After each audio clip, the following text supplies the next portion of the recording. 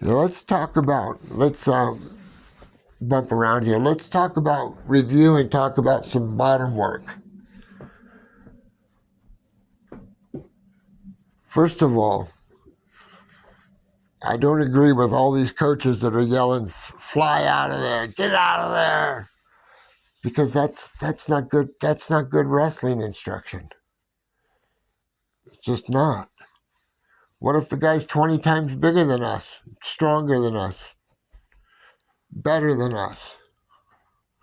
We're not going to be able to stand up and fly away or get away or fly out of there or whatever. We're not going to be able to do it. So I tell my kids, we already know he's ridden us before, or he hasn't ridden us before, one or the other. Yeah, so we already know he's ridden us. So we pretty much know that we're not able to stand up and walk away. We pretty much know that.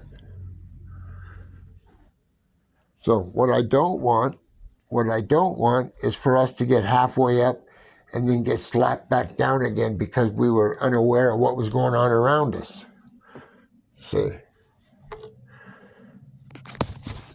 So we don't have to fly out unless, what's the exception? With the exception of if time is a factor. End of the round, end of the match, situations like that. In situations like that, you do what we just talked about or are going to talk about, but you do it 10 times quicker. Yeah. Same thing, you go through the same steps, you just sped up a little bit because of the time factor. All right. So, he's ridden us before, he's the best kid in the country. We better start with our weight back. That's on the start. We could start with our weight back. You could keep the same base that you start with. Get that good base, stay with it, and do what we do. Come up safely on our own terms, under control on our own terms. We've talked about that before. So,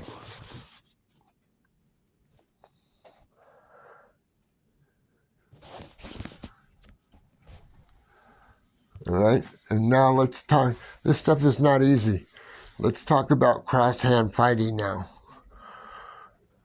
Okay, when we've got to the point where we can maintain our position through our base and through our good wrestling, we're able to hand fight. And hand fight is not hand fighting the same side. Hand fighting is cross-hand fighting. And that's what you do, you cross-hand fight. It's called cross, and we do it because our position is so good, that our base is so good that we're able to free up our hands to do this cross-hand fighting. On the bottom, I'm talking about now. Cross-hand fighting from the bottom. It doesn't do us much good to hand fight the same side because you're just making a giant hook there. I just have to go from that hand getting beat to now the hook hand, or a hook.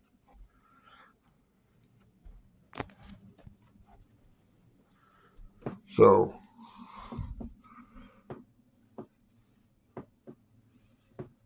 I keep my weight back. I can start, like I said, I can start with my weight back. And it's not really essential that we fly out of there. What is essential is that we protect our position. Protect our position, our balance in our position. Take care of it. And you just hold those there until either he panics or he does something else.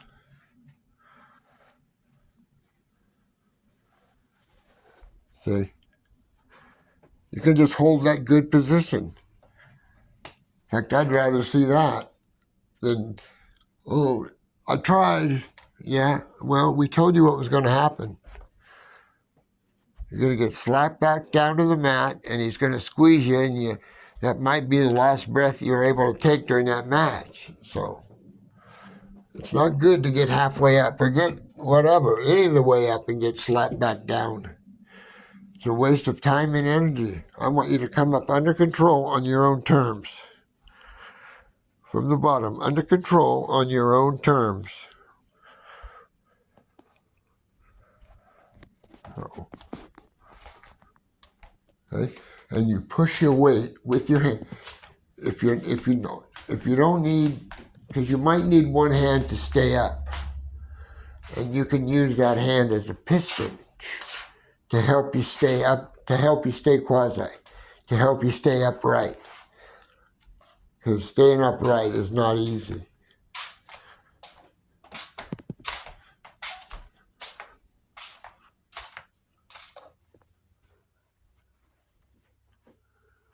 So we're maintaining our position. Okay, two things that cannot happen.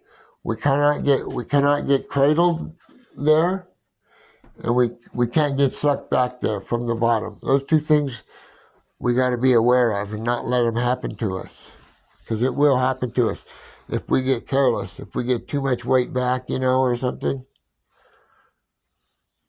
get all careless.